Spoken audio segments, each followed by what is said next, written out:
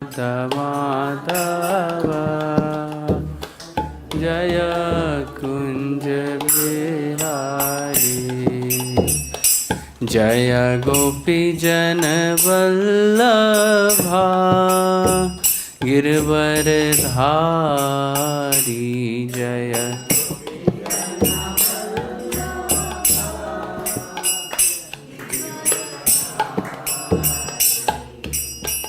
यशोदानंदन व्रज जन रंजन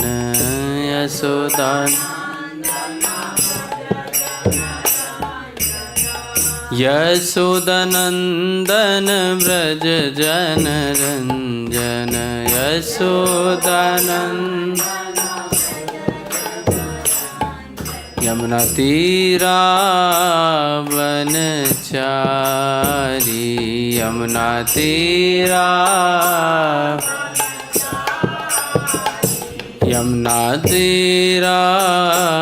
वनचारी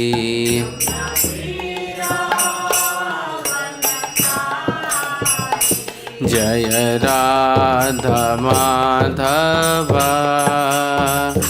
जय कुंज बिहारी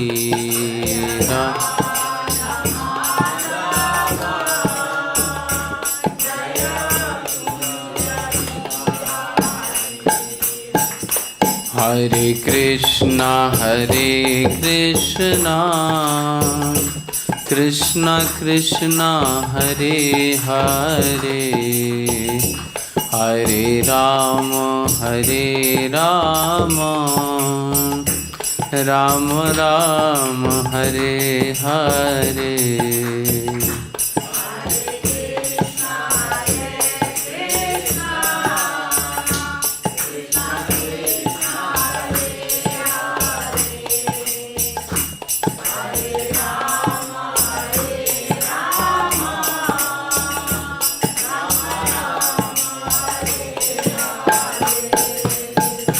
हरे कृष्णा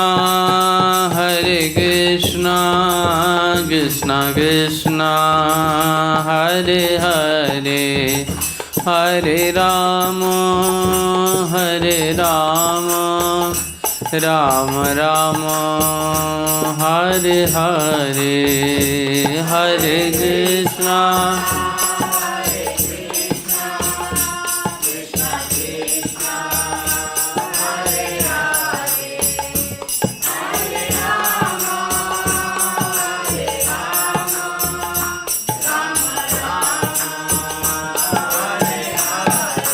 जय राधा श्याम सुंदर राधा श्याम सुंदर श्री राधे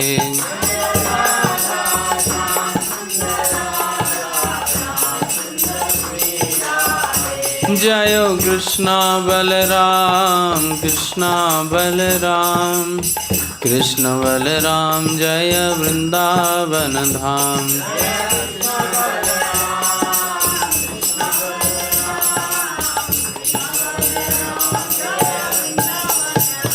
जय गौरनिताय जय गौरनिताय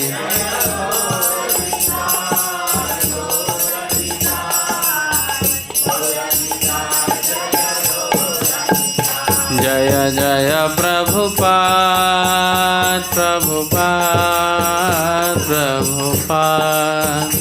जय प्रभुपाद जय जय प्रभुपाद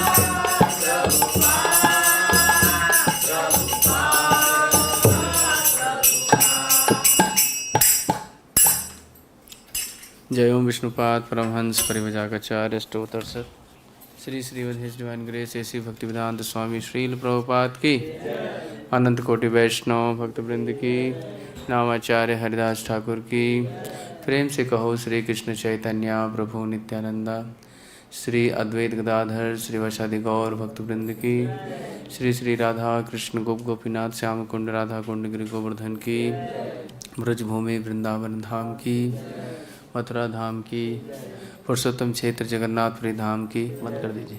नवदीप मायापुर धाम की, गंगा माई की, यमुना माई की, भक्ति देवी की, तुलसी महारानी की, समेत गौर भक्तवृंद की, सभी एकत्रित भक्तों की जय जयकार हो। हरे कृष्ण।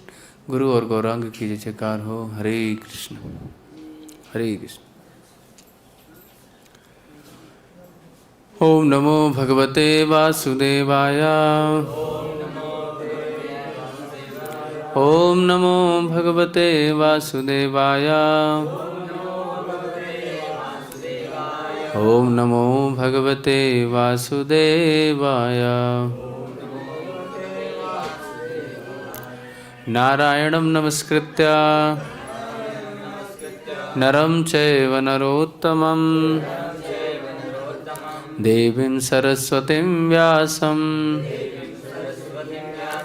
ततो जयमुदीरयेत्। नष्टप्रायेषु भद्रेषु नित्यं भागवत सेवया भगवती उत्तम श्लोके भक्तिर्भवति नैष्ठिकी।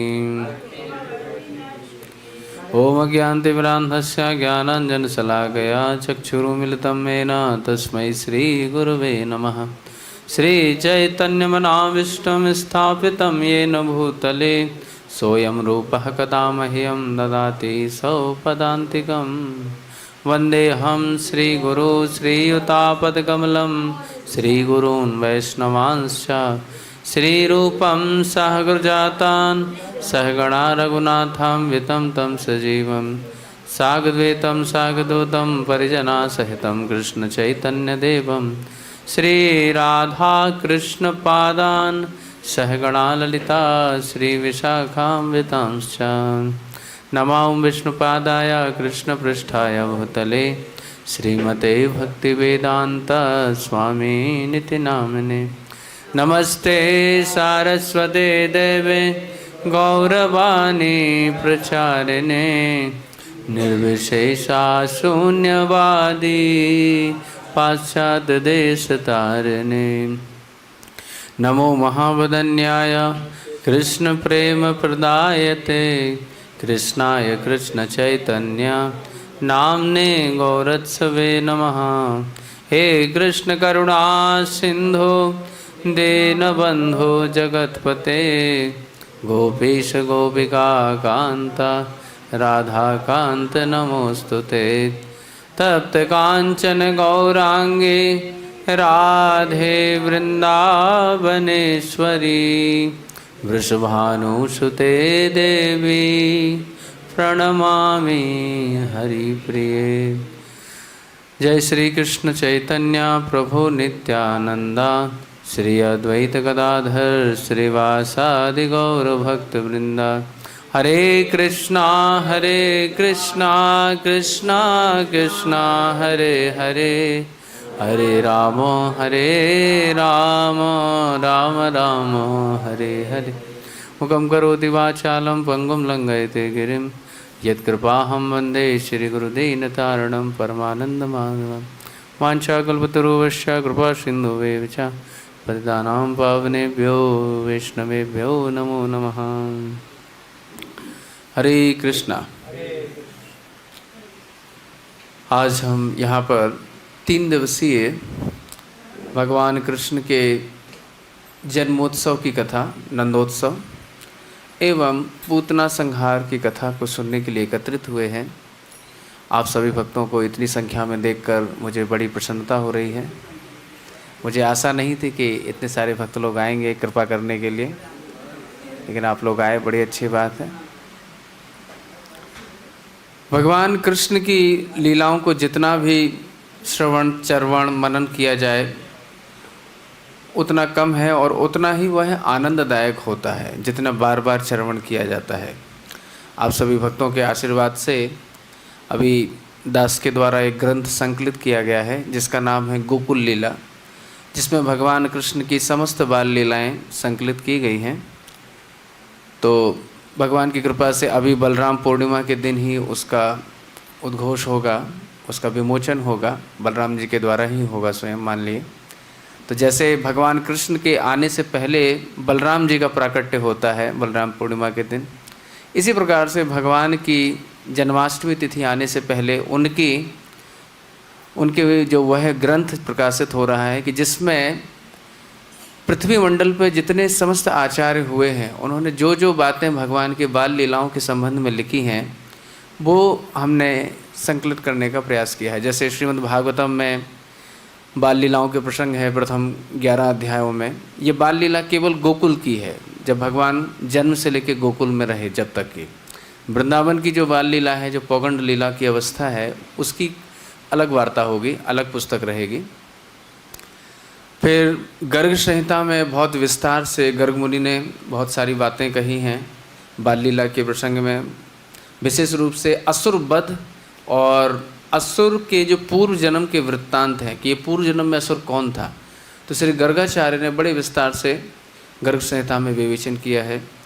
फिर हमारे पूर्ववर्ती आचार्य श्रील जीव गोस्वामी पाद, यद्यपि जीव गोस्वामी पाद को सभी लोग ऐसा समझते हैं कि वो सिद्धांत आचार्य हैं और केवल सिद्धांत की ही बात करते हैं, दर्शन की बात करते हैं, क्योंकि उनके जो लेखनी है वो दर्शन के लिए अति प्रसिद्ध है। षट संदर्भ इत्यादि जो ग्रंथ हैं उसमें संदर्भों में दर्शन की बहुत विवेचनाएं की जाती हैं। लेकिन जब गोपाल चंपू देखा गया और उसमें बाल लीलाओं को देखा गया तो बड़े बाल लीलाओं को भी जीव गोस्वामी ने बड़े विस्तार से वर्णन किया है। मतलब जो ग्रंथ संकलित किया गया है उसमें लगभग 50% जो विषय वस्तु है वह गोपाल चंपू से निर्मित की और बड़े सूक्ष्म से सूक्ष्म जो सिद्धांत जो लीलाएं किसी ने भी भगवान की बाल लीलाएं नहीं कही हैं वह जीव गोस्वामी पाद ने कही हैं। फिर इसी के साथ में श्री कवि कर्णपुर जी ने आनंद वृंदावन चंपू, आपने ग्रंथ का नाम सुना होगा, बड़ा दिव्य ग्रंथ है, उसमें बड़े कवित्व के माध्यम से भगवान की लीलाओं को प्रस्तुत किया है, तो उनको भी हमने संकलित किया है। और साथ ही सूरदास जी का नाम आप सभी ने सुना होगा।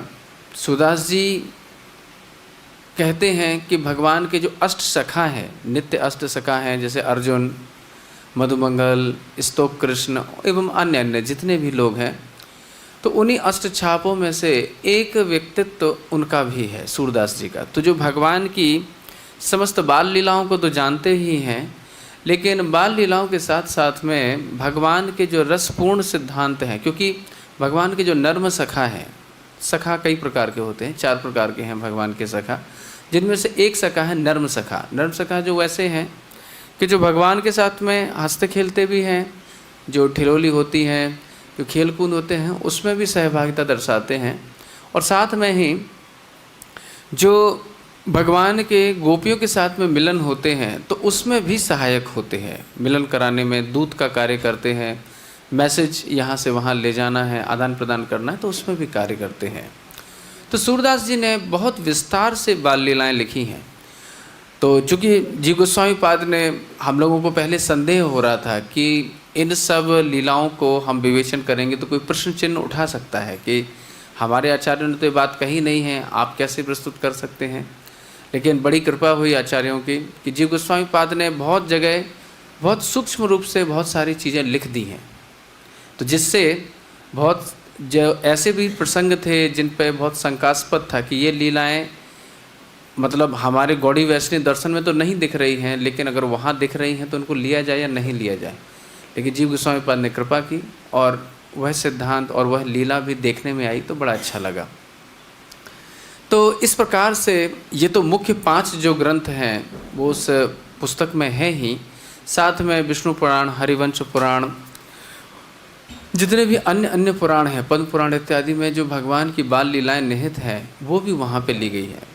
पद्यावली से भी उसमें ग्रंथ में लिया गया है, और साथ में भक्ति रसामृत सिंधु में भी जो एक अध्याय है जिसमें वात्सल्य रस जो है उसको पूर्ण रूप से विस्तारित किया गया है, और उसमें भी भक्ति रसामृत सिंधु में श्रील रूप गोस्वामी पाद ने बड़े विस्तार से बताया है कि उन्होंने कौमार अवस्था को भी, कौमार अवस्था मतलब भगवान की 3 वर्ष से लेके जन्म से लेके 3 वर्ष 4 महीने तक की जो अवस्था है वो कौमार अवस्था कहलाती है। बाल्य अवस्था की भी कई अवस्थाएं हैं, कौमार अवस्था, पौगंड अवस्था और किशोर अवस्था भगवान की।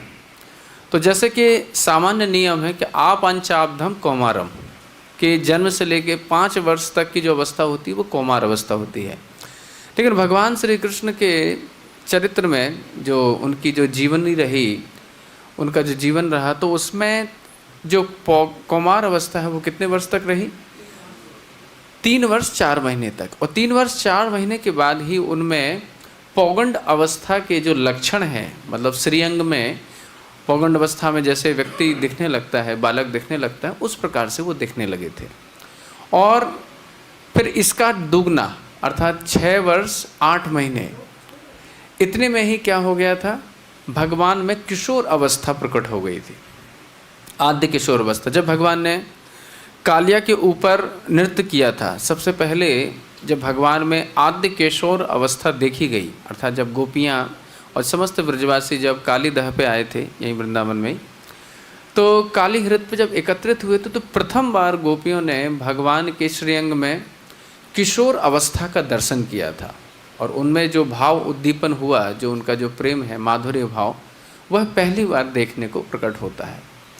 तो इस प्रकार से आचार्यों ने बड़ी कृपा करके श्री रूप गोस्वामी पाद ने वहाँ पे वय क्रम को भी, तो उन्होंने कौमार अवस्था में भी 3 भाग बताए कि पहला अवस्था है कि जन्म हुआ, और जन्म से लेके कि जब थोड़े थोड़े दांत आने लगे हैं, बाल चपातलाएँ करते हैं, अभी अपना ही अंगूठा चूस लेते हैं जैसे छोटे बालक होते हैं, तो ये सारी चेष्टाएं वहाँ पे दर्शाएंगी। तो ये आद्य कौमार में आती हैं। फिर आता है मध्य कौमार। मध्य कौमार में है कि अभी थोड़े बाल बड़े हो गए हैं, थोड़े चलने लगे हैं, थोड़ा थोड़ा बोलने का अभ्यास कर रहे हैं, थोड़ा थोड़ा चलने का अभ्यास कर रहे हैं, दौड़ते भी हैं। तो इस प्रकार की जो सीखने की प्रक्रिया, जैसे छोटे छोटे बालक, आप सभी लोग तो गृहस्थ जीवन में रह चुके हैं तो जानते ही हैं कि किस प्रकार से बालक बालिकाओं का क्रमिक विकास होता है, तो उसी प्रकार से भगवान का भी क्रमिक विकास हो रहा है। और जितने भी ब्रजवासी हैं उस क्रमिक विकास को देखकर बड़े आनंदित हो रहे हैं।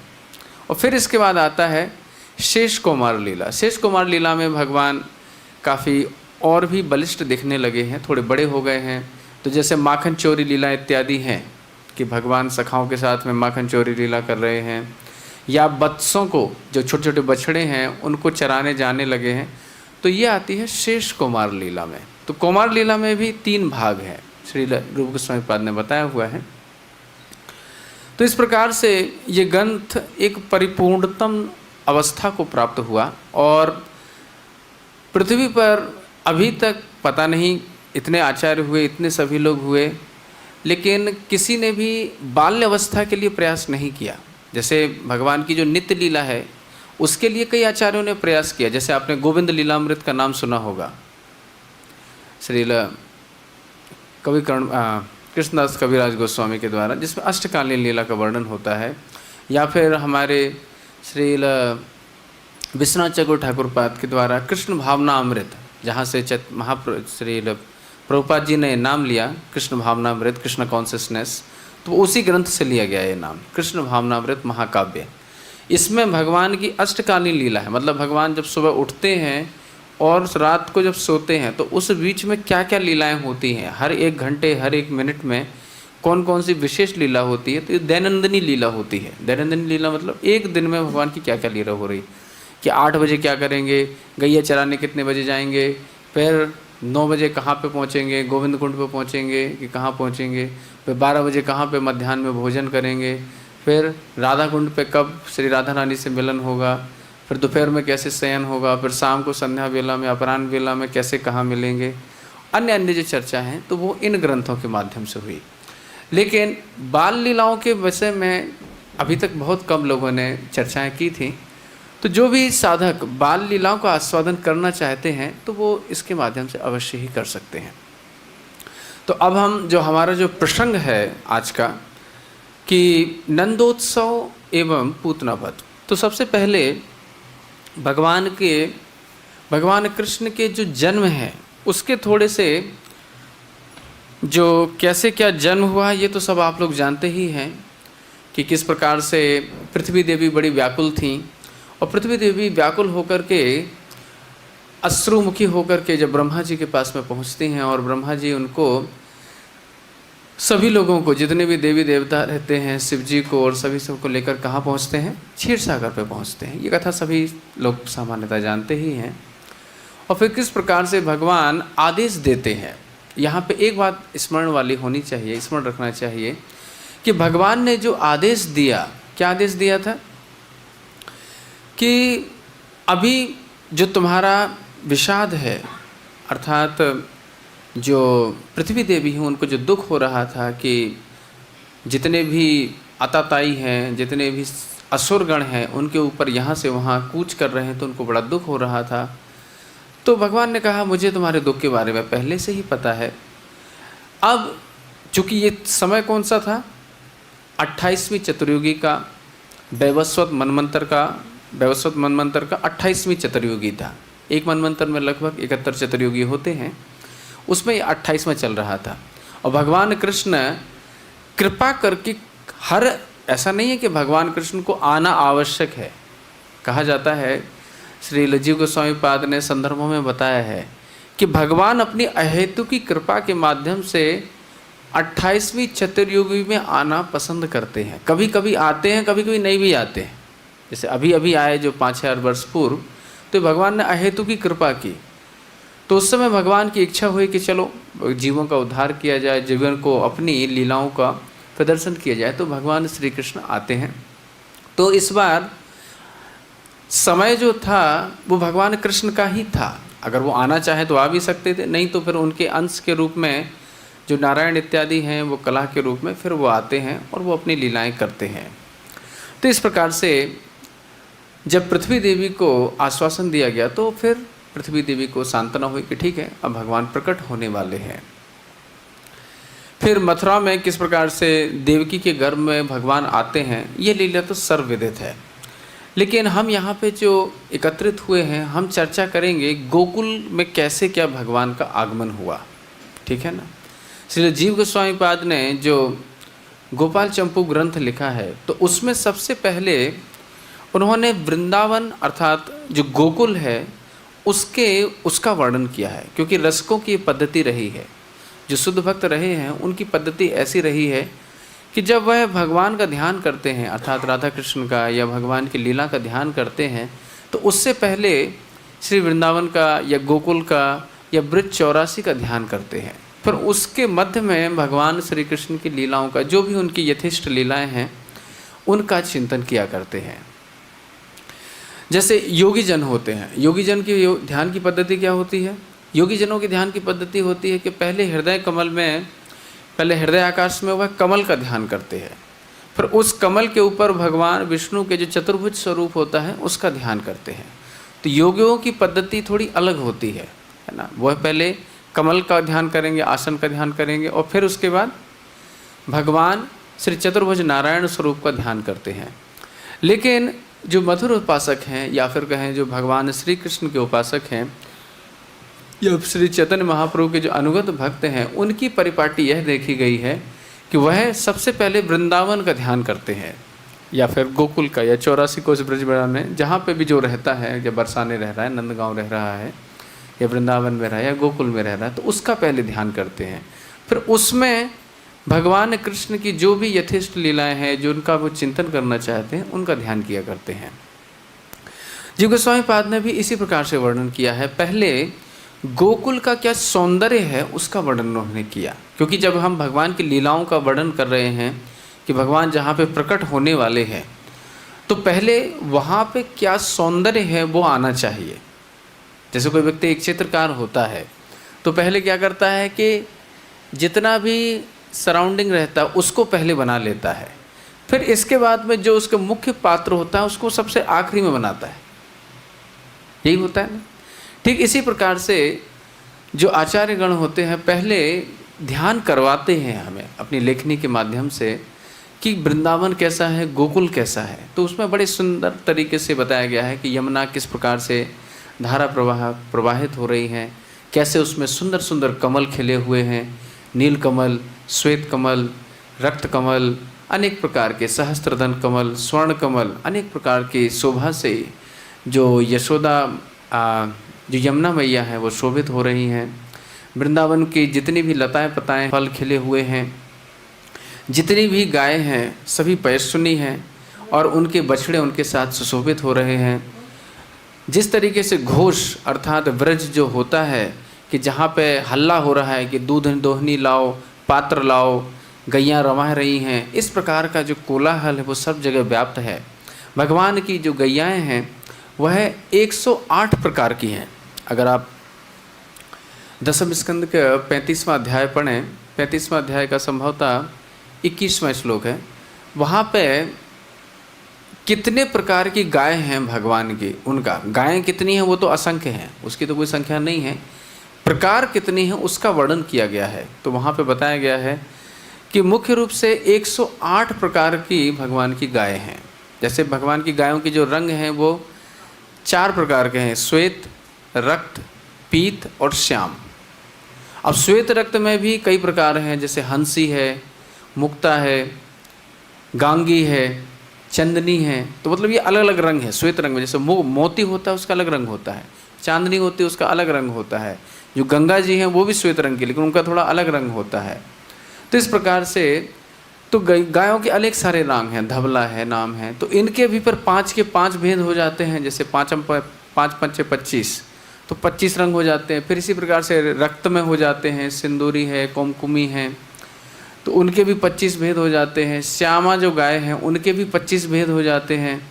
और जो पीली गाय हैं, आजकल तो क्या पीली गाय इतनी देखने में नहीं मिलती हैं, कपिला गाय ही एक मिलती है, जैसे गिर गाय जो होती है। लेकिन भगवान के समय में पीली गायों के भी बहुत सारे भेद हुआ करते थे, तो उसके भी 25 भेद होते हैं। फिर ये तो हो गए 100 प्रकार के, 25 25 25 25 4 जो रंग हैं। फिर एक है सिंहमुखी, मतलब जैसे गाय है तो गाय, लेकिन उसका मुख कुछ कुछ सिंह के आकार का है, तो सिंहमुखी हो गई। अजामुखी, अजा कहते हैं बकरी को, ठीक है ना, तो कुछ गाय बकरी के मुख जैसी हैं गाय, लेकिन सिंहमुखी, अजामुखी, महिषी मुखी। फिर तिलक किसी किसी में रहते हैं, चित्र तिलका। फिर चित्रता, जैसे आपने देखा होगा चितकबरी गाय रहती हैं, बहुत सारे अलग अलग रंग रहते हैं किसी किसी गायों में, तो वह चित्र। तो इस प्रकार से कई सारे भेद मिला करके कितने हो जाते हैं, 108 प्रकार की गाय हैं। तो ये हमारा जो ब्रज है, इस प्रकार से सारी वनस्पतियाँ, गायों के अन्य प्रकार, सारे जितने प्रकार हैं, सुंदर यमुना जी, सुंदर भूमि, सुंदर सुवासित जो यहाँ की वायु है वो यहाँ पे प्रवाहित हो रही है, सुंदर जल है, इस प्रकार से सारा पूरित है। तो पहले ये सब श्री जीव गोस्वामी पाद ने गोपाल चंपू में वर्णन किया है। इसके बाद उन्होंने वर्णन किया कि किस प्रकार से भगवान कृष्ण का जन्म गोकुल में हुआ। यद्यपि इस सिद्धांत को केवल हम गौड़ी वैष्णव जन ही जानते हैं कि सामान्यतः तो लोगों को यही लगता है कि भगवान कृष्ण कहाँ प्रकट हुए हैं, मथुरा में कंस के कारागार में देवकी वसुदेव से प्रकट हुए, और वसुदेव जी उनको लेकर के यहाँ ले आए। लेकिन इसके कई सारे प्रमाण मिलते हैं कि भगवान का जिस प्रकार से मथुरा में जन्म हुआ उसी प्रकार से यहाँ गोकुल में भी जन्म हुआ है। अर्थात नंद बाबा और यशोदा में भगवान श्री कृष्ण का जन्म किस प्रकार से गोकुल में हुआ है उसका वर्णन आता है। कोई कह सकता है अच्छा कैसे कह सकते हैं आप, कहाँ से प्रमाण ला रहे हैं? तो सबसे पहला प्रमाण तो श्रीमद् भागवतम में ही है। अगर आप चौथा अध्याय देखें, दसम स्कंद का चौथा अध्याय, तो उसके 9वां जो श्लोक है उसमें स्पष्ट रूप से कहा गया है, जब कंस के सामने अष्टभुजा रूपी, अष्टभुजाधारी जो दुर्गा देवी थी, जब वो प्रकट होती हैं, तो उसके विषय में श्री सुखदेव गोस्वामी कहते हैं, सुखदेव गोस्वामी के वाक्य हैं ये, श्रीमद् भागवतम का दसम स्कंद चौथा अध्याय 9वां श्लोक, कि सातदहस्तात् समुत्पद्य सद्योदेयम्बरम गता अदृश्यता अनुजा विष्णु हो सा युधा अष्ट महाभुजा। अब देखिए क्या बोला गया है यहाँ पे सुखदेव गोस्वामी के बाद, कि अदृश्यता अनुजा विष्णु हो, विष्णु की अनुजा। अब विष्णु की अनुजा, विष्णु कृष्ण और विष्णु एक ही बात है। तो भगवान कृष्ण की जो अनुजा है, अब यहाँ पे सभी को मालूम है कि यशोदा मैया से एक कन्या का जन्म हुआ था, है ना, ये तो सभी जानते ही हैं। लेकिन कन्या के साथ में एक पुत्र का जन्म हुआ है, ये यहाँ से प्रमाणित होता है, क्योंकि दोनों जुड़वा बालक उत्पन्न हुए थे, अर्थात भगवान कृष्ण और योग माया एक साथ ही यशोदा मैया से प्रकट हुए थे। अर्थात पहले कृष्ण प्रकट हुए और फिर योग माया प्रकट हुई। तो यहाँ से ही प्रमाणित होता है कि अदृश्यता अनुजा विष्णु हो, तो विष्णु की अनुजा हूँ। कि जो अष्टभुजाधारी जो देवी हैं सायुधा अष्ट महाभुजा देअंबरम गता, और वो है देअंबर में चली गई अर्थात आकाश में चली गई। तो इससे पता चलता है अब अगर अनुजा है तो कोई अग्रज भी होगा। स्पष्ट बोला गया है कि अनुजा विष्णु हो, भगवान कृष्ण की अनुजा है। तो इससे पता चल गया कि भगवान कृष्ण क्या है, इनके अग्रज हैं, बड़े भाई हैं, तभी तो अनुजा हुई। दूसरा प्रमाण आता है, यह आता है कृष्णयामल ग्रंथ से। ये वेदों का ही एक उपविभाग है।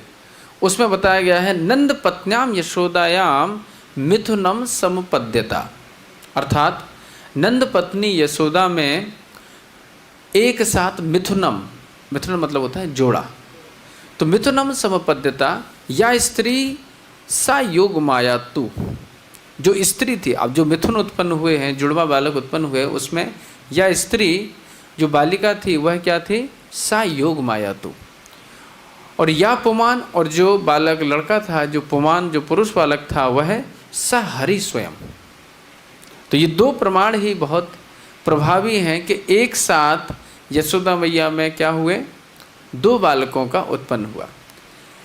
हरिवंश पुराण में भी आता है कि देवकी यशोदा चा समम शिशु अजायता, कि देवकी और इधर यशोदा दोनों ने एक ही काल में दोनों पुत्रों को जन्म दिया।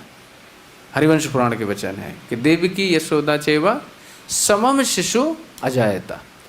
तो ये तीन ही प्रमाण से ये प्रमाणित हो जाती है कि इधर मथुरा में देवकी वसुदेव के माध्यम से किसका जन्म हुआ है, मथुरेश कृष्ण का जन्म हुआ है। कृष्ण वो भी हैं, लेकिन वो कौन से कृष्ण हैं, मथुरेश कृष्ण हैं।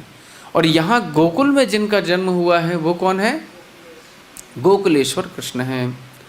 तो अब बात स्पष्ट हो गई। आपको ये प्रश्न नहीं कर सकता कि अरे ये आप कहाँ से कथा ला रहे हैं, क्योंकि हमने एक नहीं, दो नहीं, तीन प्रमाण दे दिए हैं।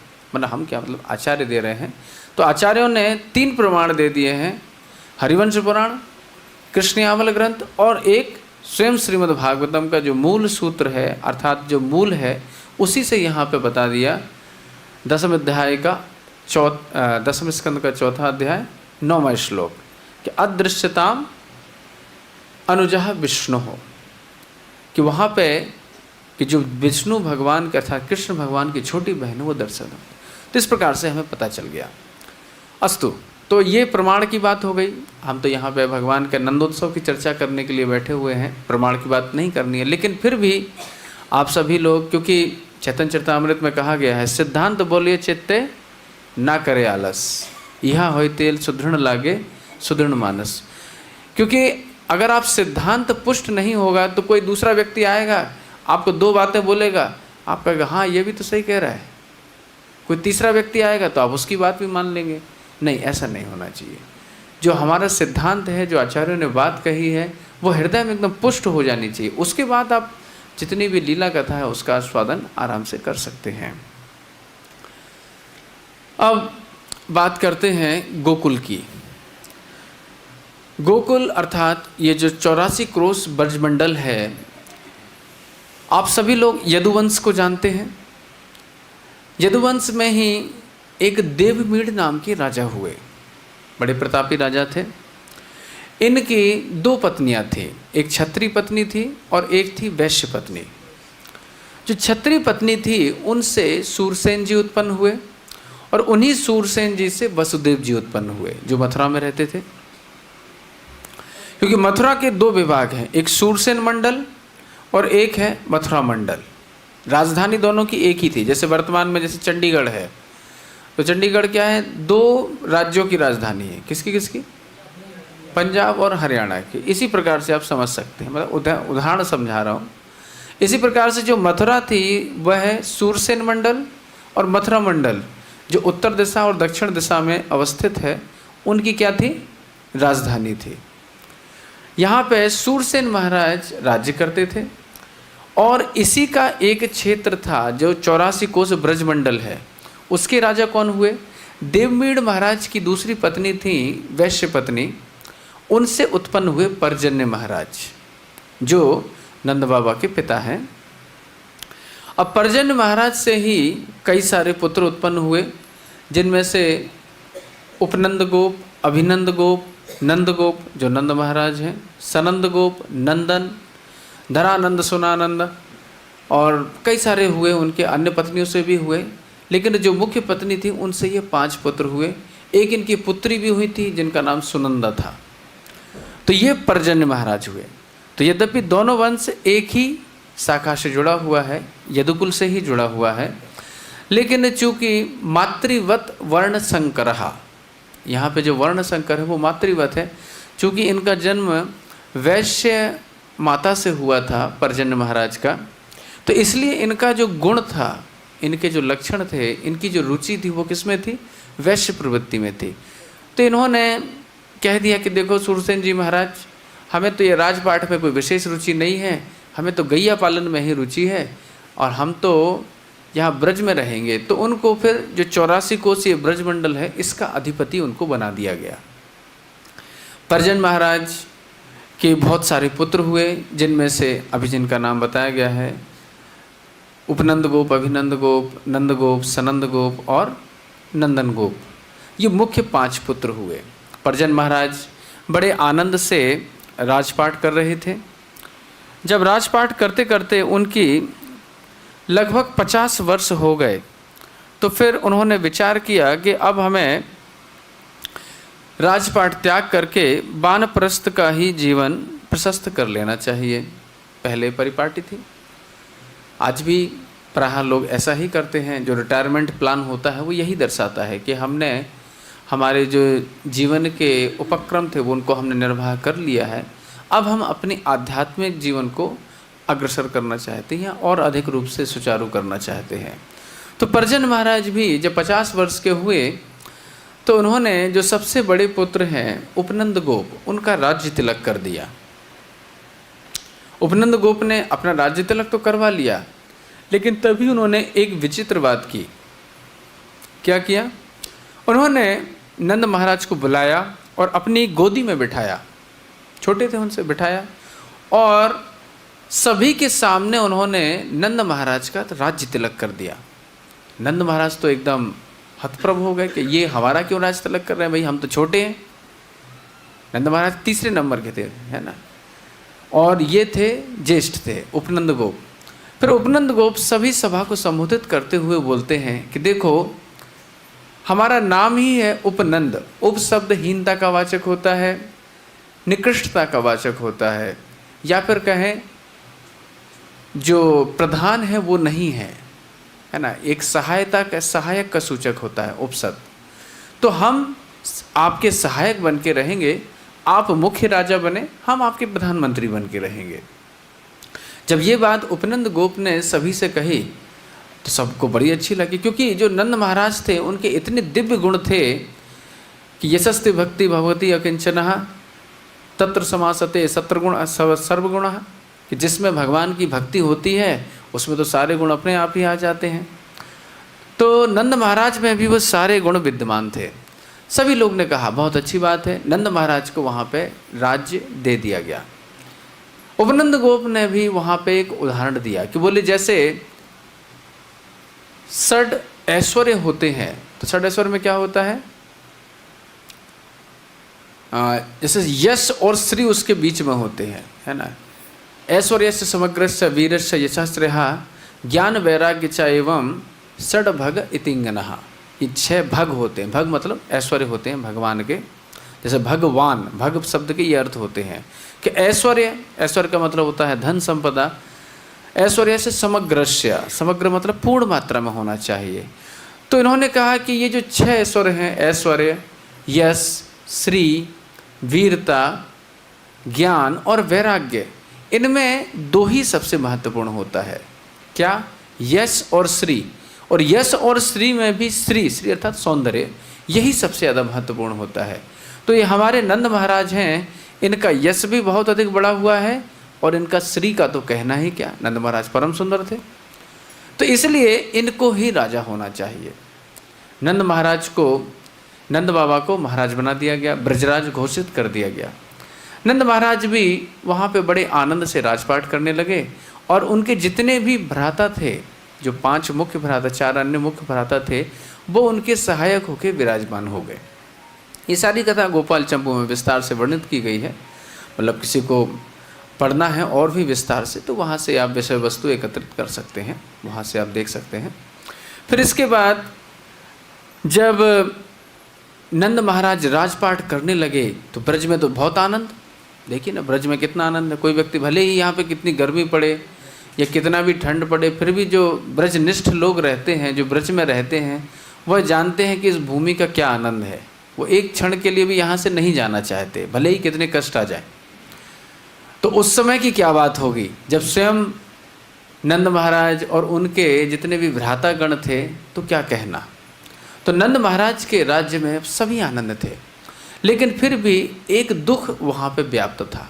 क्या कि नंद महाराज अब 80 वर्ष के हो चुके थे, प्रौढ़ अवस्था भी पार हो चुकी थी, वृद्ध अवस्था को प्राप्त होने लगे थे, लेकिन उनको संतान प्राप्ति नहीं थी। सभी ब्रजवासी दुखी रहते थे कि हाय, हमारे नंद महाराज इतने प्रतापी हैं, इतने सुयोग्य हैं, इतने दानवीर हैं, लेकिन फिर भी इनको पुत्र प्राप्ति नहीं हो रही है। सभी लोगों ने, जितने भी अभिनंद गोप, उपनंद गोप, जितने उनके भ्राता थे, उन्होंने कहा कि हे महाराज, आप पुत्रेष्टि यज्ञ क्यों नहीं होगा। कि दशरथ महाराज ने पुत्रेष्टि यज्ञ कराया था, विभांडक के जो पुत्र हैं ऋषिशृंग है ना, उनसे कराया था ना। तो इसी प्रकार से जितने भी ब्रजवासी थे, उन्होंने नंद महाराज से कहा कि आप भी यज्ञ कराइए, पुत्रेष्टि यज्ञ कराइए और आपको पुत्र उत्पन्न हो जाएगा, आप चिंता क्यों करते हैं। नंद महाराज ने एकांत में यशोदा मैया से कहा कि महर देखो ना, सभी लोग हमको दबाव डाल रहे हैं, प्रेरित कर रहे हैं कि हम पुत्रेष्टि यज्ञ क्यों नहीं करते। नंद महाराज यशोदा मैया से कहते हैं कि देखो ना, कोई भी अगर पुत्र यज्ञ करने से होगा तो वो तो भाग्य के अधीन होगा, अदृष्ट के अधीन होगा। क्योंकि यज्ञ क्या होता है, यज्ञ एक प्रकार का कर्म होता है कि आपने अच्छा कर्म किया, उसके फलस्वरूप कोई दूसरा आपको प्रभाव प्राप्त हो जाता है, कोई दूसरा फल मिल जाता है। मैं तो ऐसा पुत्र चाहता हूँ। नंद महाराज पहले से ही नारायण के उपासक थे, उनके घर पर नारायण शालिग्राम शिला विराजमान है, तो उनकी उपासना करते रहते थे। तो नारायण, देखिए हम तो ऐसा पुत्र चाहते हैं कि जो नारायण के समान गुण हो। जब गर्ग महाराज आएंगे, श्री गर्ग मुनि आएंगे तो बुलाएंगे कि नारायण समूह हरि ही, कि ये तुम्हारा जो पुत्र है वो नारायण के गुण के समान वाला है। क्योंकि जो नंद महाराज वो ऐसा ही पुत्र चाहते थे, तो इसलिए उन्होंने पुत्रेष्टि यज्ञ नहीं किया। फिर एक दिन नंद महाराज एकांत में बैठे हुए थे, यशोदा मैया से चर्चा कर रहे थे, और चर्चा करते करते उनके मन में आया कि क्यों ना अपन बैराग के भाव को धारण कर लें, अब हम संन्यास ले लेते हैं नंद महाराज की, क्योंकि अब अवस्था भी हो चुकी थी। यशोदा मैया भी ने कहा कि ठीक है, अगर आपकी इच्छा है तो ऐसा किया जा सकता है। तभी इनके हृदय में एक कौंध हुआ, एक विचार आया कि नहीं, नारायण ने स्वयं हृदय में प्रकाशित किया कि नहीं, तुम्हें संन्यास ग्रहण नहीं करना चाहिए, तुम्हारे यहाँ पे अवश्य ही स्वयं हरि, स्वयं कृष्ण प्रकट होने वाले हैं। क्योंकि उनको एक अलग आनंद की प्राप्ति हुई। जैसे कभी कोई विशेष व्यक्तित्व से हमारा मिलन होने वाला होता है, कोई महान संत से या स्वयं भगवान हमारे यहाँ आने वाले हैं, तो एक अलग ही हृदय में आनंद हो जाता है। सोचिए, अगर हम सोच ही लें कि हमारे यहाँ पे राधा कृष्ण अवतरित होने वाले हैं, तो हृदय में कैसा रोमांच हो जाएगा, और अगर स्वयं आने वाले होंगे तो फिर कैसा प्रकाश होगा। तो नंद महाराज और यशोदा मैया के हृदय में तो बड़ा दिव्य आनंद आ गया। उनको लगा कि हाँ, होना हो भगवान प्रकट होने ही वाले हैं हमारे पुत्र के रूप में। तभी उनको एकदम से प्रेरणा हुई कि हमें क्या करना चाहिए। तो उन्होंने एकदम से विचार आया कि हमें एकादशी व्रत पालन करना चाहिए। तो नंद बाबा यशोदा मैया दृढ़तापूर्वक एकादशी व्रत करते और द्वादशी में पारण करते। जब साल भर तक उन्होंने इस प्रकार से एकादशी व्रत कर लिए, तो एकादशी व्रत करने के बाद उनको रात्रि में एक स्वप्न सा आया। नंद महाराज को पहले स्वप्न आया, और स्वप्न आने के बाद उन्होंने यशोदा मैया से कहा कि महर महर महर, अभी अभी मैंने एक स्वप्न देखा है। यशोदा मैया कहती हैं, अच्छा बताओ क्या देखा क्या देखा। तो बोलते हैं, गोपाल चंपू का श्लोक है ये, श्यामल चंचल चारु दीर्घ नयना बालस्तवंक स्थले दुग्धोद्गार परिधरो स्फटमसो क्रीडन मया लोकते स्वप्नस्तत् किमुजागरा किमथा वेत्यत्न निश्चीयते सत्यं ब्रूहि सधर्मणि स्फुरतिकुं श्रोयं तवाप्यंतरे। तो नंद महाराज ने यशोदा मैया को उठाते हुए कहा, महर मैंने अभी अभी एक स्वप्न देखा है। बोले क्या? तो बोले श्यामल चंचल चारु दीर्घ नयना, मैंने देखा है कि तुम्हारी गोदी में एक बड़ा सुंदर नीलमणि जैसा सुंदर बालक बड़ा चंचल है, किलोल कर रहा है, दीर्घ नयना कमल सरीके के उसके नेत्र हैं, और तुम्हारी अंक में लेटा हुआ किलोल कर रहा है। मैंने ये भी देखा है कि अभी अभी तुम्हारा दूध पी चुका है, और तुम्हारे दूध की फुहार उसके झबले पे सुशोभित हो रही है।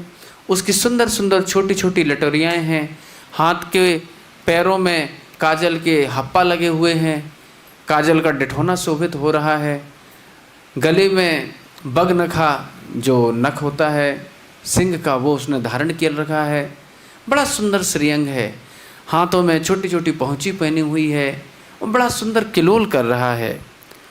महर बताओ ना, ये सत्य है या मुझे कोई भ्रम हो रहा है? सत्यम ब्रूहि सधर्मणि स्फुरतिकम सोयब तवंतरे। तो जैसा मुझे अनुभव हो रहा है, हे महर, हे यशोदे, तुम्हें भी कुछ ऐसा अनुभव हो रहा है क्या? यशोदा मैया की तो आंखें डबडबा आईं।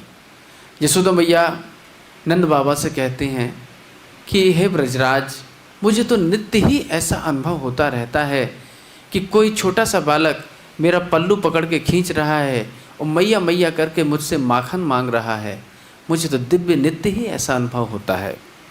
जब यशोदा मैया ने ये बात कही तो दोनों ने एक दूसरे का हाथ पकड़ा, और उनको निश्चित विश्वास हो गया कि अब हमारे घर में निश्चित ही हरि का अवतरण होने वाला है, भगवान कृष्ण प्रकट होने वाले हैं।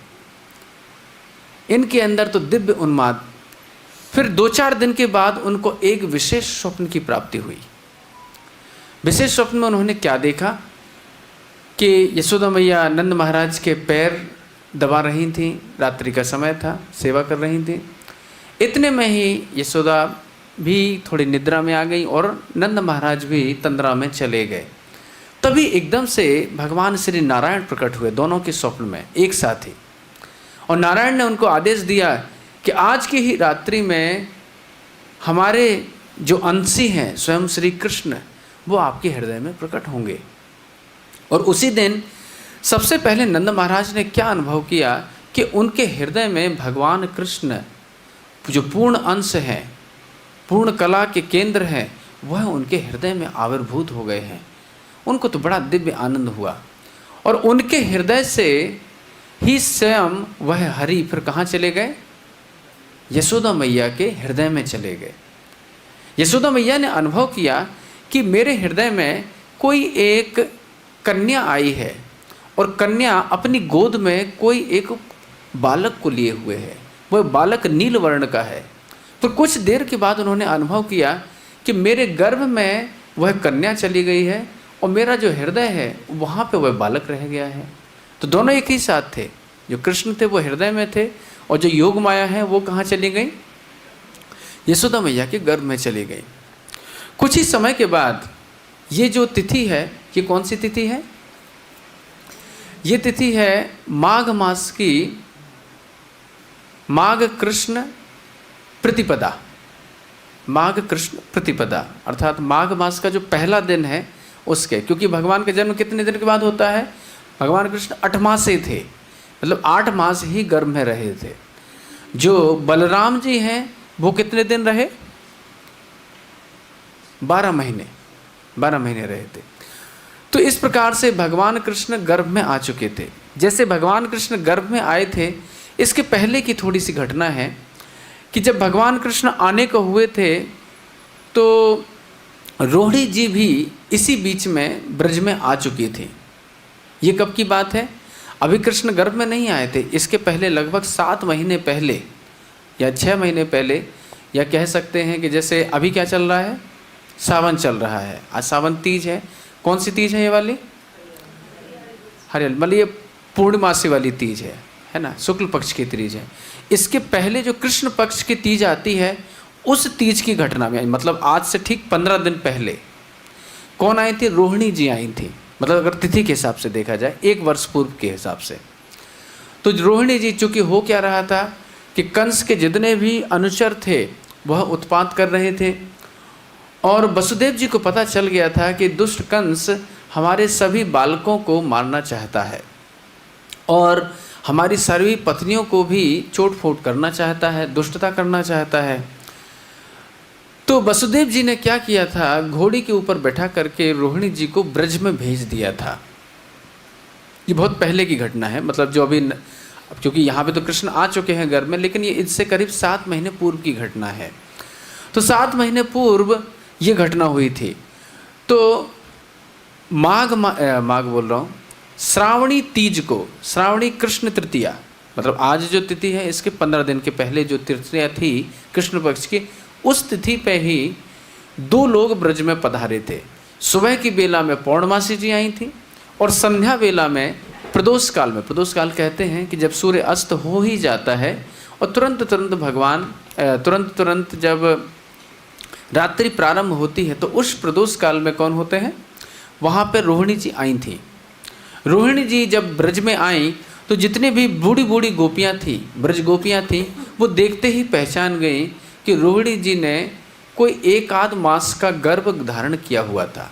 ये बलराम जी नहीं है, ये बलराम से व्यतिरिक्त, बलराम से अलग कोई दूसरे बालक हैं। ठीक है ना, बलराम जी बाद में आएंगे जब उनका संकर्षण आकर्षण किया जाएगा। जब रोहिणी यहाँ ब्रज में आई, तभी से ब्रज में और भी आनंद होने लगा, क्योंकि नंद महाराज यशोदा मैया तो एकादशी व्रत कर ही रहे थे, बहुत दिनों से करते आ रहे थे। यशोदा, रोहिणी जी के आते ही यशोदा और रोहिणी दोनों बहनों की तरह प्रेम पूर्वक रहने लगी। जब रोहिणी जी का गर्भ लगभग 7 मास का हो गया, तो इधर देवकी ने भी जो गर्भ धारण किया हुआ था वह भी 7 मास का हो चुका था। तो भगवान कृष्ण ने उनको आदेश दिया, किसको? योग माया को, कि देखो योग माया, अब तुम्हें मेरा कार्य करना है। क्या कार्य करना है? कि अभी जो बलराम कहाँ पे विराजमान है? देवकी के गर्भ में है। उनको देवकी के गर्भ से कहाँ स्थानांतरित करो? रोहिणी के गर्भ में, क्योंकि रोहिणी जी हैं वो बलराम की नित्य माता है। जो गोलोक में रोहिणी जी बलराम जी की नित्य माता है। तो उस रात्रि में ऐसा हुआ कि रोहिणी जी जब सोई हुई थी, तो उसी सोते सोते ही उनका गर्भ जो पहले से अवस्थित था, जो 7 मास का था, उसका तो स्राव करा दिया गया और बलराम जी को योग माया के माध्यम से स्थानांतरित किया गया। यद्यपि रोहिणी जी को कष्ट हुआ, लेकिन उनको स्वप्नवत लगा। जैसे सपन में कोई व्यक्ति बुरा स्वप्न देखे कि कोई पीछे भाग रहा है, थक जाता है, तो जब हम जगते हैं तब भी हमारी सांस चलती रहती है। तो इसी प्रकार से रोहिणी जी को भी लगा कि कोई स्वप्न आया होगा, और इतने में ही क्या हुआ, उनके हृदय में बलराम जी आ गए। बलराम जी कब आए थे? जिस दिन भगवान कृष्ण आए उसी दिन भगवान बलराम जी भी आए। अर्थात रोहिणी जी के गर्भ में इधर कौन आए हैं? बलदेव जी आ गए हैं। इधर उसी दिन जो देवकी जी हैं, जो मथुरा में विराजमान हैं, उनके गर्भ में मथुरेश कृष्ण आ गए हैं।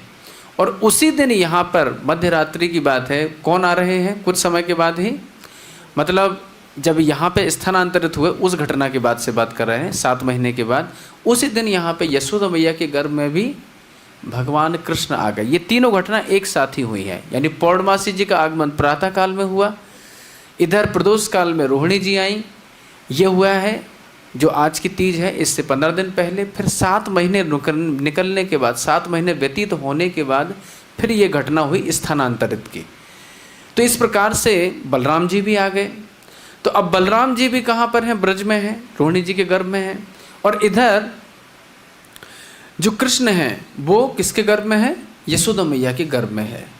अब तो ब्रज में नित्य ही आनंद होने लगे, सभी जगह बधाइयाँ। अभी कृष्ण का जन्म नहीं हुआ है, केवल कृष्ण गर्भ में आए हैं यशोदा मैया के, उतने में ही पूरे ब्रजवासियों के आनंद का ठिकाना नहीं है। सभी जगह बधाई गाई जा रही हैं। जब यशोदा मैया का गर्भ थोड़ा बड़ा हुआ, करीब कृष्ण जब 3-4 मास के हो गए गर्भ में, तो जितनी भी बूढ़ी बूढ़ी गोपी हैं वो आपस में चर्चा करने लगी। वो कहने लगी कि अरे गोपी, तुमने यशोदा की मुख की शोभा का दर्शन किया क्या? गोपी कहती है हाँ हाँ मैंने देखा ना, देखना अब की बार यशोदा को लाला ही होगा। दूसरी गोपी, बूढ़ी गोपी बोलती है अच्छा तुम्हें कैसे पता चला कि लाला ही होगा? लाली भी तो हो सकती है। तो वो कह रहे कि तुमने देखा नहीं कि यशोदा की मुख का जो चेहरा है, जो मुख की शोभा है वो पीली पीली हो रही है। श्री गोपाल चंपू में लिखा है, श्लोक वर्णित किया गया है कि जब पीली शोभा को इन ब्रजवासियों ने देखा तो उन्होंने कहा कि पीले मुख के कारण इनको पता चल गया। तो बूढ़ी बूढ़ी गोपी बोलती हैं कि अरे तुम्हें मालूम नहीं है कि अगर किसी गर्भिणी का मुख पीला पीला होया करता है तो इसका मतलब है लाला का जन्म होना है, और अगर लाल लाल होता है तो लाली जन्मती है। तो हमने देख लिया है कि जो यशोदा मैया है उनकी मुख की शोभा कैसी हो रही है? पांडु हो रही है, अर्थात पीली पीली हो रही है। तो देखना आपकी बार लाला ही होगा। सभी ब्रजवासियाँ जितनी हैं परम उल्लसित हो गई हैं। अब सोचिए ना, भगवान कृष्ण गर्भ में आ चुके हैं तो कितना आनंद की बात होगी। यशोदा मैया भी गर्भिणी के जो लक्षण हैं वो सारे प्रकट कर रही हैं। गोपाल चंपू में वर्णित है कि जैसे आजकल तो ऐसा दिखाया जाता है कि जो गर्भिणी होती है उनको खट्टा खाने की इच्छा होती है, लेकिन यहाँ पे यशोदा जी के बारे में ऐसा लिखा है कि उनको सुंदर खीर खाने की अधिक इच्छा हो रही थी। उसमें कपूर डाला गया है, इलायची डाली गई है, और तरह तरह के जो मेवा मिष्ठान हैं, तुलसी है, घृत है, उसकी खीर खाने की बड़ी इच्छा हो रही है। और बार बार जितनी भी दास दासियाँ हैं उनसे वो कहती हैं कि मेरे लिए खीर लाओ, खीर लाओ। तो इस प्रकार से जो लोकवत लीला है वो भी वहाँ पे दर्शाई जा रही है, और यशोदा मैया परम आनंदित हो रही हैं। जब भगवान के जन्म का समय आया उससे 1 सप्ताह पूर्व, जैसे बलराम पूर्णिमा आती है, तो उस दिन भगवान श्री बलराम जी का जन्म हुआ। जैसे ही बलराम जी, सभी लोगों को तो ऐसा लगा कि स्वयं चंद्रमा ही उदित हो गए हैं, क्योंकि बलराम जी कैसे हैं? गौरवर्ण के हैं। सभी को परम आनंद हुआ। रोहिणी जी भी परम आनंदित हो रही हैं। पूरे ब्रजवासी उल्लासित हो रहे हैं कि वाह कितना सुंदर बालक है। जब बलराम जी का जन्म हुआ तो बलराम जी बड़े मौन थे, हमेशा ही दुखी से रहते थे। लोग कह रहे हैं कि बालक तो इतना सुंदर है, ये दुखी क्यों रहता है? आंखें भी नहीं खोल रहा है, शांत शांत रहता है, कोई हलचल भी नहीं कर रहा है। तभी क्या हुआ, किसी ने बलराम जी को यशोदा मैया की गोद में रख दिया। अब ये गोद में, अभी यशोदा मैया गर्भवती है, अभी कृष्ण का जन्म नहीं हुआ, अभी 1 हफ्ता बाकी है ना, 1 सप्ताह बाकी है। तो जैसे ही बलराम जी यशोदा मैया की गोद में आए तो एकदम खिल उठे और किलोल करने लगे, क्योंकि कृष्ण का स्पर्श प्राप्त हो गया था। कृष्ण के नित्य संगी है ना, इसलिए सभी लोग आनंदित हो गए कि ये क्या लीला है। अब तो जब तक ये दूध वगैरह कुछ नहीं पी रहे हैं रोहिणी जी का, लेकिन क्या कर रहे हैं, केवल यशोदा मैया की गोद में ही रहते जब तक कृष्ण का जन्म नहीं हो गया। और जब तक कृष्ण का जन्म नहीं हुआ जब तक बलराम जी रोहिणी जी के ही, यशोदा मैया के ही साथ में रहे। गोपाल चंपू में इसका वर्णन किया गया है विस्तार से कि कैसे ये घटना होती है।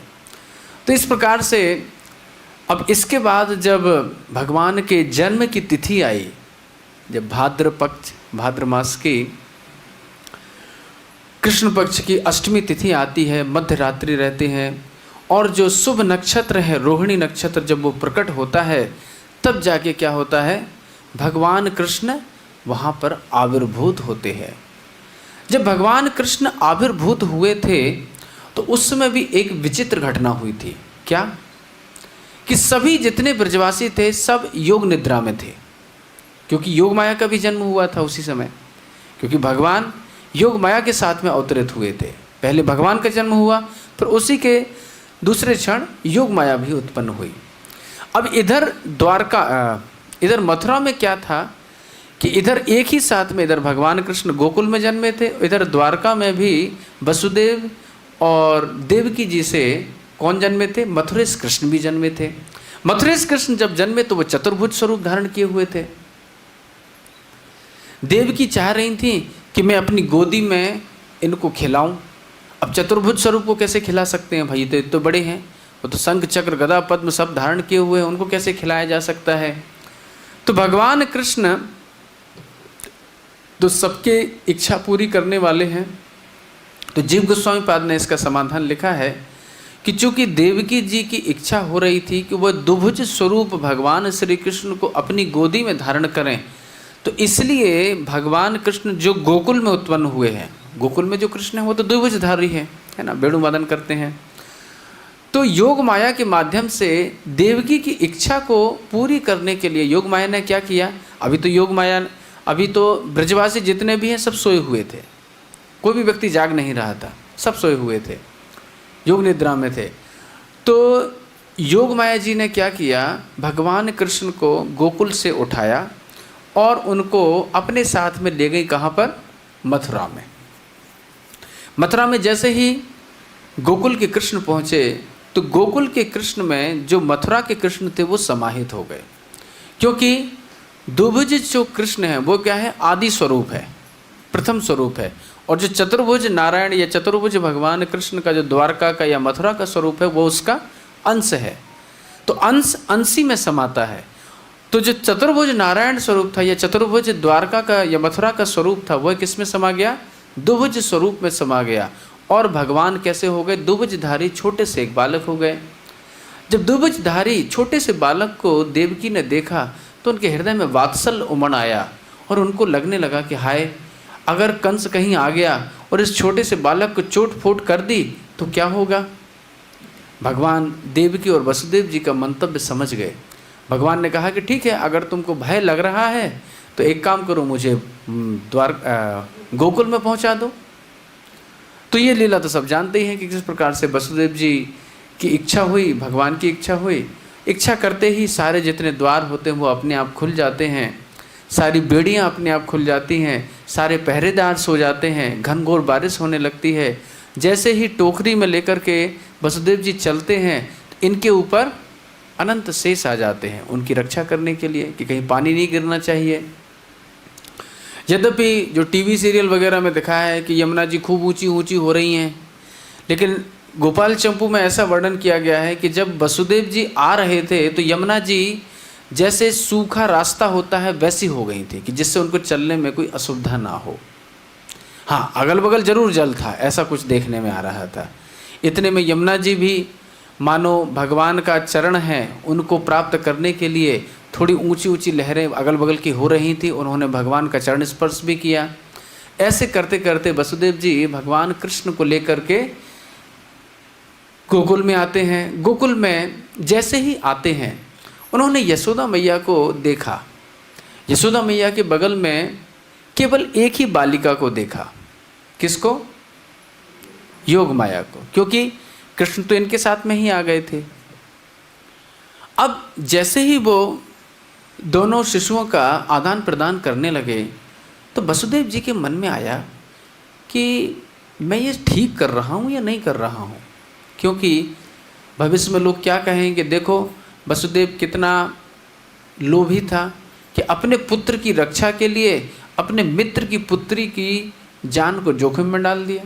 ये कोई अच्छी बात है क्या? इतने में वसुदेव जी को एक विचार आया। क्या विचार आया? चक्रवर्ती पाद टीका में लिखते हैं कि नहीं ठीक ही है, होता भी यही है कि भगवान की प्राप्ति के लिए क्या होता है, माया का नाश करा जाता है ना। कि जब तक माया समाप्त नहीं होती जब तक भगवान नहीं दिखते हैं, या फिर कहो जब भगवान दिखते हैं तो माया नाश हो जाती है, एक ही बात है। तो यहाँ पे भगवान को प्राप्त करने के लिए माया का नाश अवश्य संभावी है। तो इसलिए ये योग माया के रूप में, योग माया का जो अंशी रूप है उसको वो देख रहे हैं, अर्थात जो बहिरंगा माया है जिसको दुर्गा देवी भी कहते हैं। तो कह रहे हैं इनका नाश अगर हो भी, अगर बहिरंगा माया जो है, माया का नाश होना अच्छी बात है, कोई दिक्कत वाली बात नहीं है। तो इसलिए उन्होंने कहा कि ठीक है अपन ले चलते हैं। इस प्रकार से जो नंद की पुत्री थी, योग माया थी, उनको तो वसुदेव जी अपने साथ में ले आते हैं।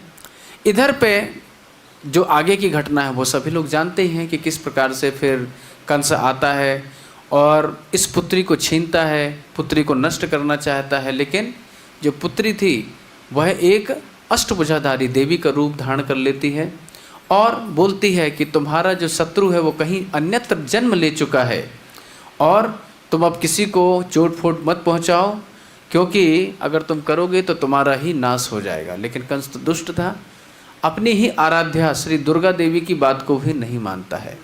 अब अगले प्रातः काल में किस प्रकार से ब्रज में नंदोत्सव होगा उसकी चर्चा हम कल करेंगे, ठीक है ना। क्योंकि नंदोत्सव है, अभी तो हो भी नहीं पाएगा, अभी समय हो भी चुका है। हाँ अभी समय है ठीक है, थोड़ा कर लेते हैं फिर। कितना 8:30 तक कर सकते हैं ठीक है, 5 मिनट में थोड़ा सा जो है वो अभी उसकी रूपरेखा कर लेते हैं। नंदोत्सव कल ही करेंगे क्योंकि बहुत बड़ा प्रसंग है, 1 घंटा तो उसमें जाएगा। तो हुआ ये कि जब भगवान कृष्ण यहाँ पर आ चुके थे, गोकुल में आ चुके थे, और उनमें ही मथुरेश कृष्ण भी समाये हुए थे और द्वारकेश कृष्ण भी समाये हुए थे। होता क्या है, जब भगवान कृष्ण अवतरित होते हैं, जब अंशी अवतरित होते हैं, तो उनके साथ में जितने भी अवतार हैं, जैसे नरसिंह, कूर्म, बराह, ये भी साथ में आ जाते हैं। क्योंकि उनकी भी इच्छा होती है कि यशोदा मैया जिस प्रकार से भगवान को वात्सल्य सुख देती हैं, हम भी उस प्रकार से भगवान का वात्सल्य सुख ले सकें। क्योंकि अब नरसिंह देव की तो कोई मैया है नहीं नरसिंह देव तो कैसे प्रकट हुए थे, खंबा फाड़ के प्रकट हुए थे, है ना। और भी कई सारे अवतार हुए, मत्स्य अवतार हुए, ये कई सारे अवतार हुए, ऐसे ही प्रकट हो गए, है ना। जो सक्तावेश अवतार है वो अपने आप ही प्रकट हो जाते हैं कई बार। तो कल के अवतार वगैरह जो हैं तो उनका तो खैर फिर भी जन्म दिखाया गया है, लेकिन कई सारे अवतार हैं। तो उन अवतारों की भी यह इच्छा होती है कि हम क्या करें, भगवान के जो वात्सल्य रस हैं, अर्थात नंद यशोदा जो भगवान को वात्सल्य रस प्रदान करते हैं, वह हम आस्वादन करें। तो अन्य अंश भी भगवान के जो वो भी आ जाते हैं। इधर जो जितने भी ब्रज परिकर हैं वो कौन है, वो भगवान के नित्य परिकर ही हैं। जो गोलोक में नित्य विराजमान रहते हैं वही नित्य परिकर यहाँ पर आविर्भूत होते हैं भगवान की लीला को संवर्धन करने के लिए। मतलब जितने भी ब्रजवासी हैं, कोई कह सकता है, जैसे एक प्रश्न आता है कि अच्छा इन ब्रजवासियों के भी पति पत्नी हैं, बच्चे हैं, ग्वाले हैं, पूरी गृहस्थी है, ये किस प्रकार की भक्ति कर रहे हैं। क्योंकि भक्ति में तो ऐसा दिखाया गया है कि सर्वस्व चीज़ का त्याग किया जाता है, वैराग्य होना चाहिए। लेकिन ब्रजवासियों को तो देखा जाता है कि इनके भी पुत्र पुत्रियाँ हो रही हैं, इनके भी गाय बढ़ रही हैं, इनका भी धन धान्य हो रहा है। जिस प्रकार से एक सामान्य लौकिक मनुष्य होता है उसी प्रकार से ये भी है। तो इनमें और जन सामान्य में क्या भेद है, फिर कोई प्रश्न कर सकता है। लेकिन यहाँ पे एक भेद है। क्या महत्वपूर्ण भेद है, जितने भी ब्रजवासी हैं उनका मनोभाव, भले ही उनके पुत्र पुत्रियाँ उत्पन्न हो रही हैं, लेकिन उनका भाव क्या है, उनका भाव ये है कि कन्हैया जन्मेगा भविष्य में तो किसके साथ खेलेगा, उसको खेलने के लिए सखा होने चाहिए ना। तो उनका ये भाव है। तो चूँकि वो नित्य परिकर हैं और नित्य परिकर के भाव से कन्हैया अर्थात कृष्ण के सुख के लिए ही वह पुत्र वृद्धि कर रहे हैं या पुत्रियों की वृद्धि कर रहे हैं, पुत्र उत्पन्न कर रहे हैं। तो यहाँ पे सांसारिक सुख की लालसा नहीं है। क्या लालसा है कि भगवान कृष्ण को ही क्या किया जाए, आनंद दिया जाए। इसको कहते हैं तत्सुख है। तो ब्रजवासियों का जो भगवान कृष्ण को सुख देने का भाव है उसकी तो कोई कल्पना ही नहीं कर सकता। और इसी प्रकार से अन्य जितने भी लोग हैं, जैसे प्रसंग आता है 8वें अध्याय में 10वें स्कंद के, कि द्रोणधरा इत्यादि जो लोग हैं या कश्यप और अदिति हैं, इनमें भी भगवान का वात्सल्य रस प्राप्त करने की इच्छा होती है। मतलब ये चाहते हैं कि हम भगवान को वात्सल्य रस दें। अब इनकी इतनी योग्यता नहीं है कि ये भगवान कृष्ण के माता पिता बन सकते हैं, क्योंकि भगवान कृष्ण के तो नित्य माता पिता कौन है? नंद बाबा और यशोदा मैया ही हैं। उनकी कोई स्थिति नहीं ले सकता। जैसे कोई वात्सल्य रस में भक्ति करता है और भक्ति करते करते रे बहुत अच्छी प्रगाढ़ भक्ति कर लेता है और गोलोक में जाएगा, तो ऐसा थोड़ी कि वो नंद यशोदा बन जाएगा।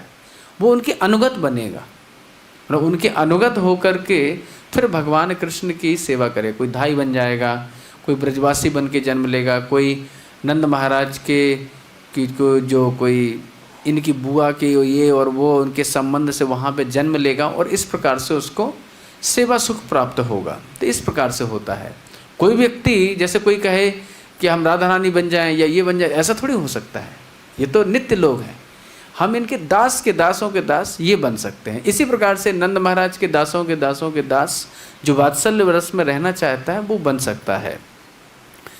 तो चूंकि कश्यप, अदिति, द्रोणधरा एवं अन्य भी जैसे कि कर्दम मुनि, देवहूति हैं, ये भी भगवान के माता पिता हैं, कपिल भगवान के माता पिता हैं। तो इन सब के हृदय में एक लालसा विराजमान थी। क्या? कि हम भगवान कृष्ण के वो वात्सल्य सुख प्रदान करें, क्योंकि इनकी योग्यता नहीं है कि ये सीधे सीधे भगवान का वात्सल्य सुख ले सकते हैं या दे सकते हैं, ऐसा नहीं है।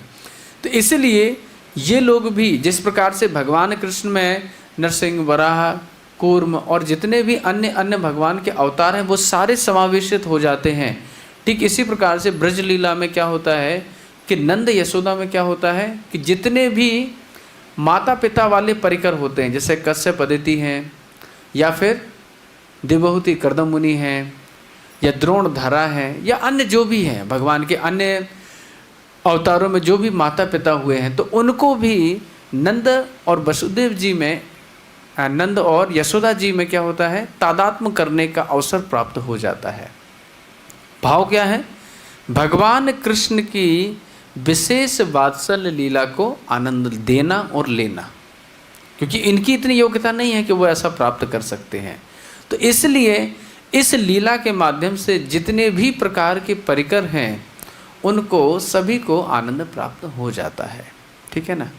अब जब भगवान कृष्ण गोकुल में आ गए तो प्रातः काल में किस प्रकार से नंदोत्सव होता है, किस प्रकार से धाइयाँ जो बधाइयाँ हैं उनको बांटती हैं, किस प्रकार से नंद महाराज स्नान करते हैं, दान देते हैं, किस प्रकार से खूब उद्दाम नृत्य होता है, किस प्रकार से जो दधिकादा अर्थात जो दधी और हरतालिका या फिर हल्दी है उसका जो हल्दी चंदन है इसको उछाला जाता है, तो वो किस प्रकार से बृहद उत्सव मनाया जाता है वो कल के प्रसंग में हम विस्तार से देखेंगे। जो 5वां अध्याय है 10वें स्कंद का, जो 5वां अध्याय के प्रथम 18 श्लोक हैं वो नंदोत्सव के श्लोक हैं, बड़े दिव्य श्लोक हैं। आचार्य श्री जीव गोस्वामी पाद ने अपने टीकाओं में और गोपाल चंपू ग्रंथ में बड़े विस्तार से इसका वर्णन किया है कि किस प्रकार से, और आनंद वृंदावन चंपू में भी बहुत विस्तार से वर्णन किया है कि किस प्रकार से बताया गया है कि जब दधिकादा हो रहा था तो पूरा नंद भवन एकदम क्षीर सागर की तरह हो गया था। नंद भवन की जितनी भी नालियाँ थीं उनसे केवल दूध, दही और मक्खन निकल रहा था। आसपास में तो ऐसा लग रहा था जैसे कि नदियाँ नहीं हैं, केवल क्षीर सागर ही क्षीर सागर है। और कहीं कहीं पे तो जो मक्खन के गोले थे या छेने के गोले थे वो लोग एक दूसरे को मार रहे थे, तो नालियों में जाके जम गए थे वो। और जब नालियों में जम गए तो क्या हो गया, पूरा जो नंद भवन था वो दूध दूध दूध केवल क्षीर सागर जैसा हो जाता है। आनंद वृंदावन चंपू में कवि कर्णपुर जी ने विस्तार से वर्णन किया। तो कल के प्रसंग में हम नंदोत्सव का वर्णन करेंगे और परसों के दिन फिर जो पूतना की कथा है या फिर आगे की जो कथा है उसको देखने का प्रयास करते हैं। आज के लिए इतना ही रखते हैं। किसी कोई प्रश्न है तो 1-2 प्रश्न लिए जा सकते हैं। हाँ प्रभु जी।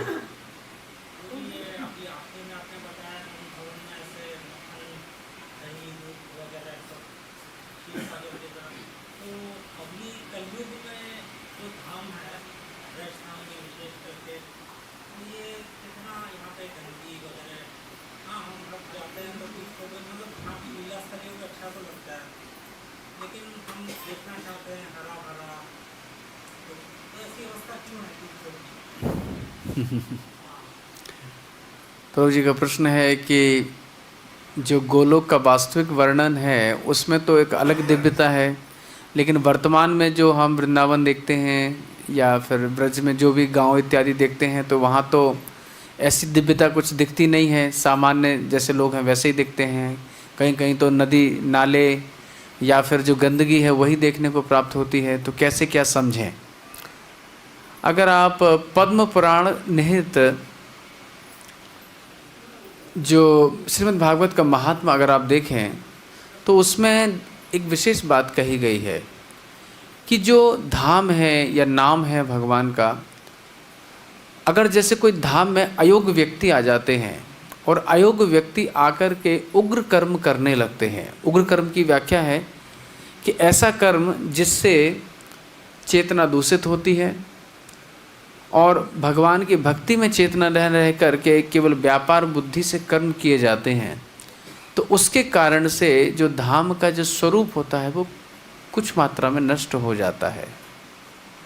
कहने का भाव है, जब अत्यधिक ऐसे लोग आ जाते हैं जो धर्म विरुद्ध कार्य कर रहे हैं और साथ में उग्र कर्म कर रहे हों। उग्र कर्म की व्याख्या में आता है शास्त्र विरुद्ध कर्म।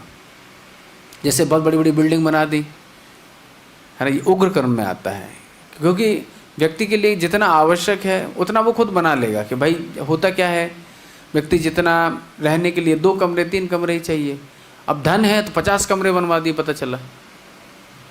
तो ये उग्र कर्म में आ गया। आपने अनावश्यक जो संसाधन है उनका उपभोग किया है, ठीक है ना, तो फिर उसका दंड भी मिलता है उसके हिसाब से।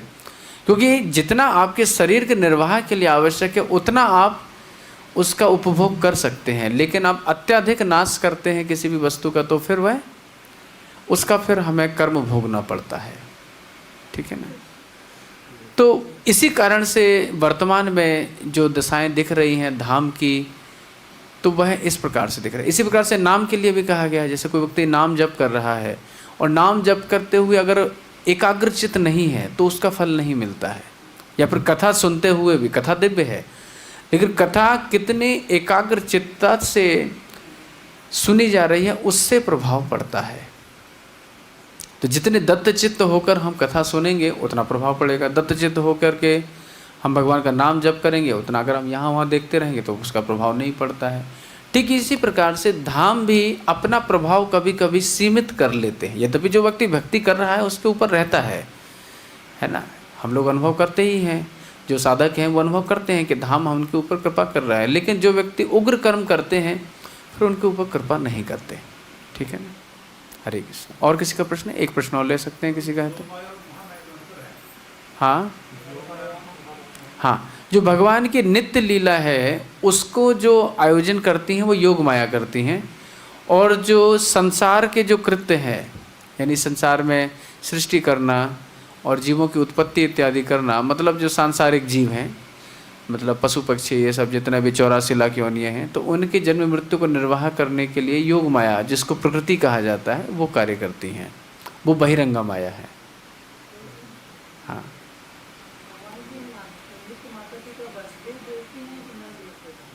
किसके? नित्य माता दोनों ही हैं। एक्चुअली जो आध्यात्मिक लोक है उसमें क्या 3 मंडल हैं। मतलब एक है गोलोक मंडल, फिर एक है मथुरा मंडल। मथुरा अलग है, हाँ, और फिर द्वारका अलग है। 3 अलग अलग स्थान है क्योंकि तीनों का भाव अलग अलग है। जो गोलोक है वहाँ पे एकदम शुद्ध माधुर्य भाव है। जो द्वारका है या फिर मथुरा है वहाँ पे माधुर्य भी है और ऐश्वर्य भी है। लेकिन जो द्वारका है वो पूर्ण ऐश्वर्य में है, वहाँ माधुर्य नहीं रहता, अधिक ऐश्वर्य भाव अधिक रहता है। तो वहाँ पे 3 स्वरूप रहते हैं भगवान के, इस प्रकार से। मतलब मथुरेश कृष्ण मथुरा में रहते हैं, जो द्वारका के कृष्ण हैं वो द्वारका में रहते हैं, और जो गोकुल के कृष्ण हैं या वृंदावन के कृष्ण वो वृंदावन में रहते हैं, ऐसा समझ लीजिए। और यहाँ पे तो जो भौम लीला होती है इसमें क्या होता है कि भगवान कृष्ण 11 वर्ष कुछ महीने, कुछ 5-6 महीने कहाँ पे रहे? वृंदावन में या ब्रज में रहे। गोकुल में रहे 3 वर्ष, फिर कुछ महीने, फिर 2 महीने वृंदावन में रहे, फिर बाकी के समय नंदगांव में रहे, फिर बाकी के जो 15-16 वर्ष है मथुरा में रहे, फिर इसके आगे के जो 100 वर्ष है वो द्वारका में रहे। ऐसा देखने में आता है। लेकिन आचार्यों ने वर्णन किया है वहाँ की लीला का, तो वहाँ तो नित्य ही रहते हैं। ठीक है ना, ऐसा समझना चाहिए। ठीक है, हरे कृष्णा। आज के लिए यही रखते हैं। ग्रंथराज श्रीमद् भागवतम की, गोकुल लीला की, वृंदावन लीला की, कृष्ण जन्म महोत्सव की, नंदोत्सव की।